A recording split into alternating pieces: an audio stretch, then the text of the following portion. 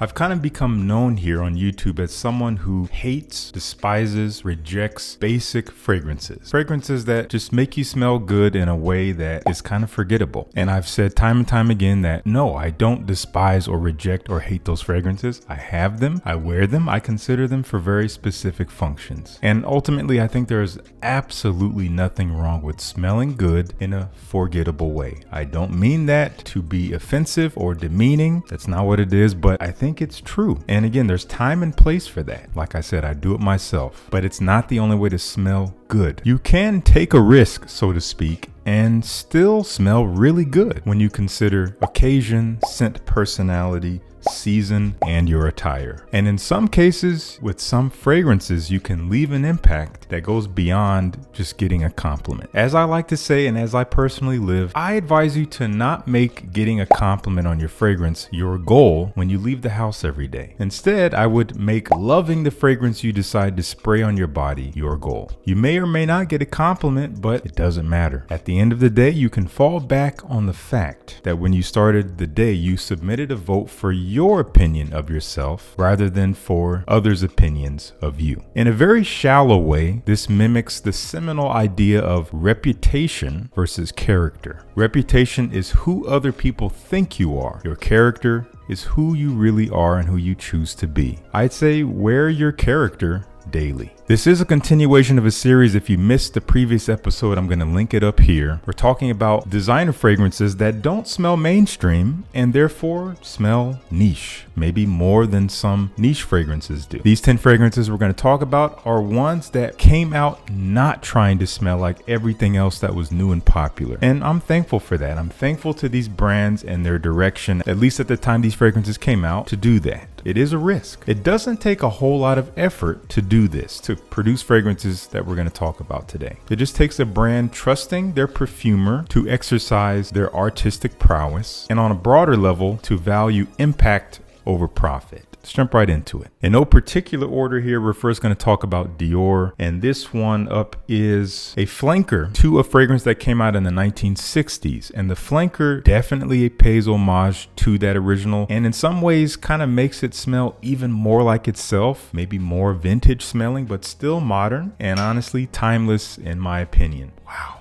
this is a man. This is a man. I'm just saying. Dior Eau Savage Parfum. This is the 2017 version. There was a 2012 version. That was the original Parfum flanker. That was discontinued. They reformulated it. And the two formulations are not exactly the same, but if you can't find the 2012, get the 2017. You're just fine. The magic is still here. It is a citrus aromatic. You have semi-bright tart citrus, like a lemon or a bergamot or something like that. Maybe almost like a citron feel. Dry, a little bit bitter, but fresh and crisp. But that is beefined up with a lot of resins and woods. You have a lot of vetiver in here, a dry, bitter woodiness, and elemi resin, I think, adds a little bit of balance. It offers a tiny little bit of sweetness that keeps us from going off the rails bitter and dry and just unpalatable. Ultimately, it does smell mature. This is sophisticated vibes all the way. I would dress this up daytime, pretty much any time of the year. It is a specific personality, and that is what niche is to me. There is a targeting here of a specific type of person or personality, and that first comes through a personality that is infused into the fragrance. There's too many fragrances out here that don't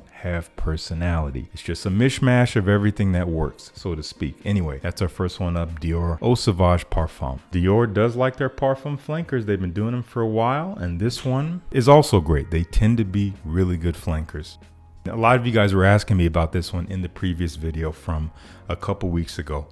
And here it is, Dior Fahrenheit Parfum. This is not a mainstream fragrance. Undeniably based on the original Fahrenheit DNA, which does not smell like it came out in 1988. Unlike Eau Savage, this doesn't really make Fahrenheit smell more like itself. It genuinely is a twist. It takes Fahrenheit, which is this fresh, almost metallic metallic, some people say gasoline or petrol smelling violet leaf fragrance with a little bit of sweetness and leather. Has cotton cold elements to it, a very unique scent profile that has stood the test of time. And it takes that, it makes it a little bit less fresh, still very violet leaf forward. The DNA's here. There is a suede leather accord, but here we've added licorice and we've added a boozy kind of vanilla feel. So it is sweeter, it's almost syrupy in a way. There is this dripping feeling to the fragrance. It is just thicker. Therefore, it's a little bit more elegant, maybe more nighttime focused. It is an odd scent, and odd scents, I would dress them up. You're just better off and much safer dressing a little bit more upscale, elevating your presence in the room and allowing this to supplement it.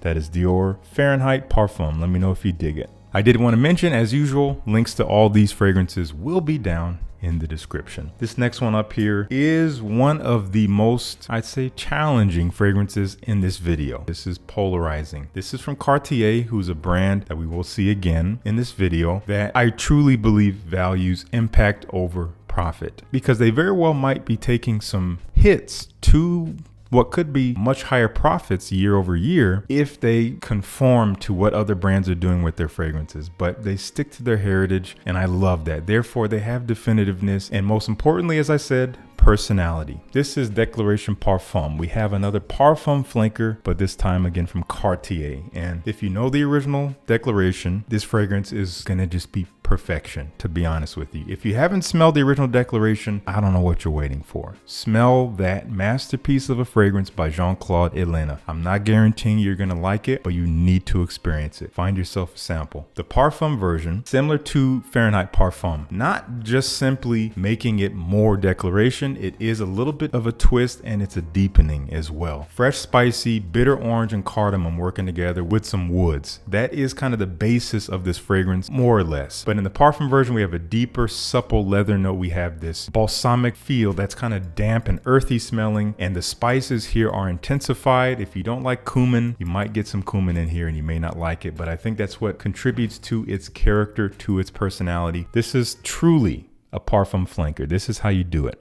Déclaration Parfum from Cartier. As promised, another Cartier, an unusual scent for sure, also based on violet leaf, but this time featuring honey and iris and woods. Once again, an odd scent that is kind of a love it or hate it, but I do think it still smells really good. It still smells very approachable if you wear it correctly, and I classify that as saying not spraying too much. Don't overspray. You don't need 10 sprays of this in order for people to detect you and know that you put on a fragrance. And again, dress it up a little bit more because it is odd. I think you're going to serve yourself better.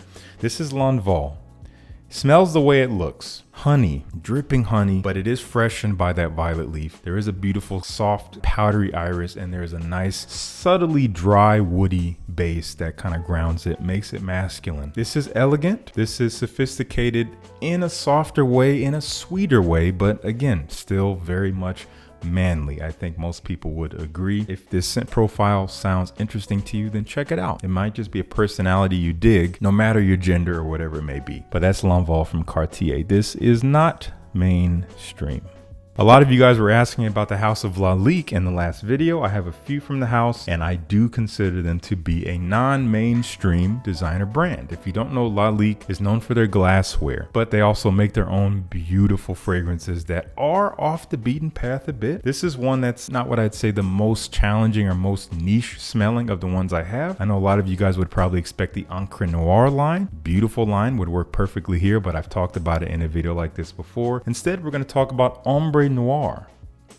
And this is a perfect fall scent. I cannot wait for fall to come around to wear this. This is an interesting combination of tropical booziness with warm, spicy, sweet cinnamon and dry wood. It's kind of like Angel Share from Kilian meets Luministe from Frappan. I've said that before. That's the vibe I get here.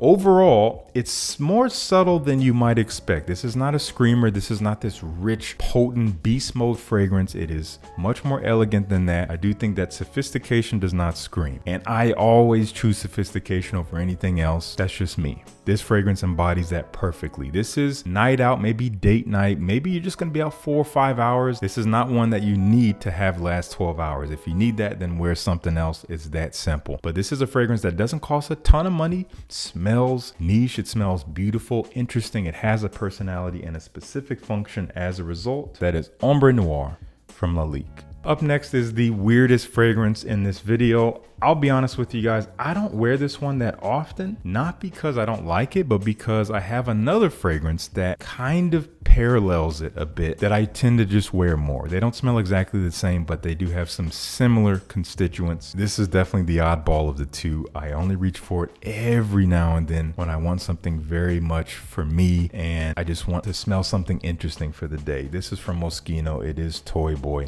This is a masculine rose. To me, it does bear some resemblance to Cartier Déclaration d'un Soir, which is discontinued.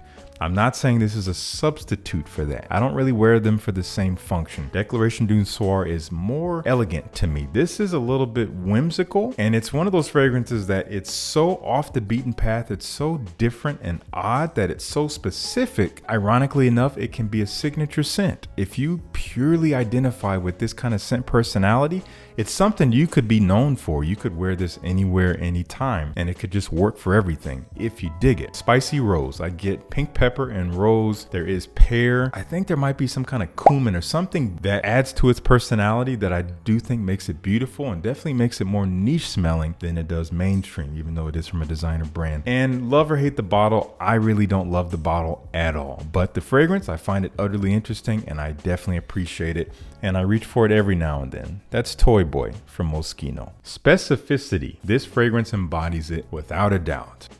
If you want to smell like a watery garden near a river with carrots and grass and bitter citruses like grapefruit, fresh air, this is one to check out. I just described it all very bluntly, but I think it sums it up. This is Un Jardin sur le Nil from Hermes. Hermes is another brand that I highly respect for the same reasons I respect Cartier and even Dior most of the time. This is a fragrance that doesn't smell like a person. It smells like a place. I think niche often does that. This is not a fragrance that someone's going to tell you this is what a man should smell like or this is what a woman should smell like here. No, this is an experience bottled. If you want to experience a specific personality, you can try it, spray it on, see if you love it. If you do, then meld it with your own presence. But if not, then that's fine, move on. Let me know if you dig this one. Un Jardin sur le Nil from Hermes. We have another odd one and another discontinued one.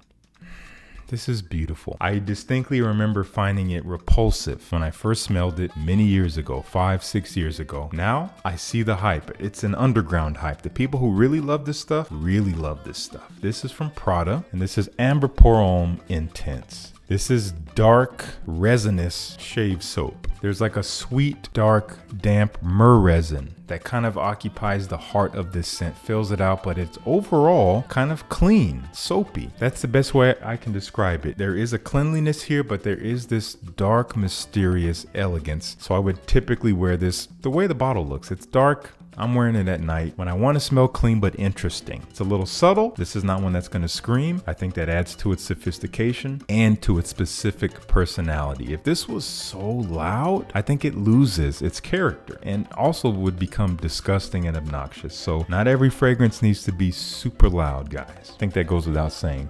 Prada Ombre Noir Intense. Gonna have a link down below to check it out. This next fragrance is based on a collection that is not a niche collection from a designer brand. This is a very mainstream collection, but this particular offering in the collection is the standout in that it's odd, it's weird, it's different. It's definitely based on the original, but it has more specific personality to it. It is painting a more particular picture. This is from Lacoste and it's called L12 Blanc Roland Garros edition, created in commemoration of the annual Roland Garros tennis tournament that happens in Paris. Odd stuff. If you look at the note breakdown, I think you'll understand what I mean. Parsley, eucalyptus, clay, finger lime. A strange note breakdown. It smells a little bit herbal, green, bitter, but fresh in a musky type of way. A little bit of this medicinal feel from that eucalyptus. The clay is more of a texture to me than it is a scent. There is this dry, smooth earthiness that is just really the base layer of the scent. Overall, it is a fresh fragrance. It's a fresh profile. You can wear it pretty much any time, but it's different. It's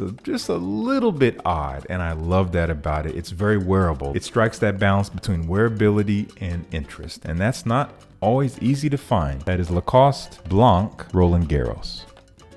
And the final fragrance in this video is, I'm sorry guys, yet again another discontinued one. I think you see the trend here. The fragrances that often try to do something different, they don't always last. It's a shame, but it makes sense if we're talking about business, if we're talking about people, and we're talking about the masses. Most people aren't gonna like fragrances like this, and they're not gonna buy them. So then the brand has no reason to continue making them, which again is the sad truth. But it doesn't negate these fragrances having value, interest, beauty, something worth checking out. From Issey Miyake. This is called Lodi SE Porum or Encens. Golden incense, I believe is what that translates to. This is incense and rose with resin. Oftentimes incense is this cooling smokiness. I get that vibe here. It's kind of wispy, it's kind of enigmatic. The way it surrounds the rose makes it kind of dry and grainy, but still a little bit sweet and perhaps a touch of jamminess. And there is this ambery,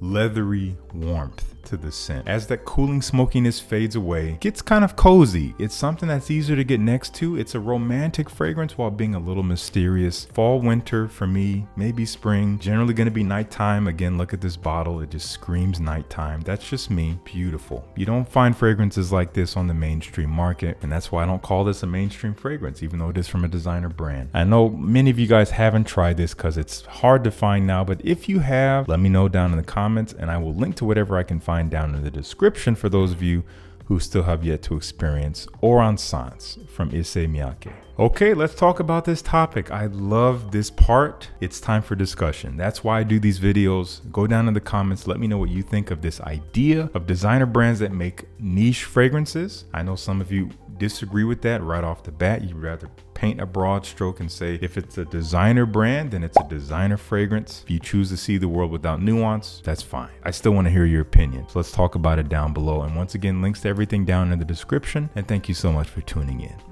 Peace. I'll see you in the next one.